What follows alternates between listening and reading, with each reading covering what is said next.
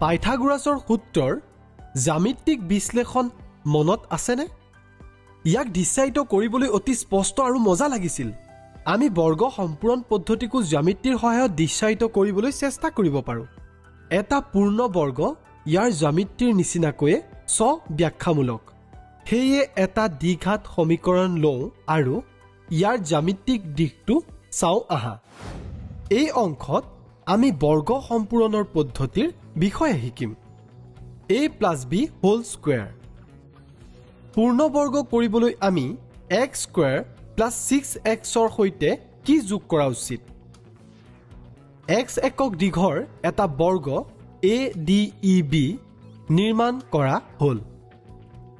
ADEB বৰ্গৰ কালি is equal to x square বৰ্গ একক। AB ক C লৈ প্ৰসাৰিত কৰা হ'ল আৰু DE ক F লৈ, যাতে BC is equal to EF is equal to 3 একক হয়। CF ৰেখাডাল অংকন কৰা। এতিয়া BEFC হ'ল এটা আয়ত যাৰ দিশ BE is equal to x একক আৰু BC is equal to 3 একক। গতিকে BEFC আয়তৰ Kali is equal to 3x বৰ্গ একক। একেদৰে DGHE আয়ত এটা অংকন কৰা যাৰ কালি 3x বৰ্গ একক। এতিয়া AGHEFC বহুভুজৰ কালি is equal to কালি ADEB প্লাছ কালি DGHE প্লাছ কালি EFCB is equal to x square plus 3x plus 3x is equal to x square plus 6x. CF আৰু GH ক প্ৰসাৰিত কৰা যাতে ইহঁত Z মিলিত হয়।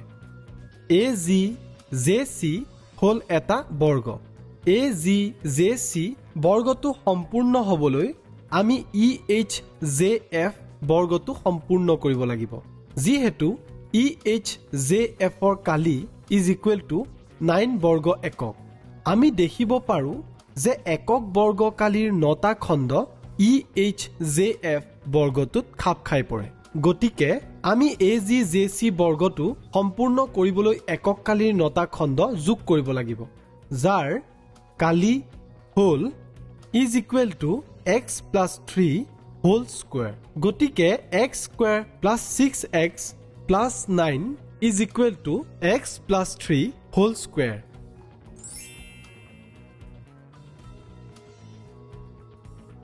আমি দেখিলো যে x স্কয়াৰ plus 6x ক পূৰ্ণবৰ্গ কৰিবলৈ আমি 9 যোগ দিব লাগে, মানে half the coefficient of x whole square.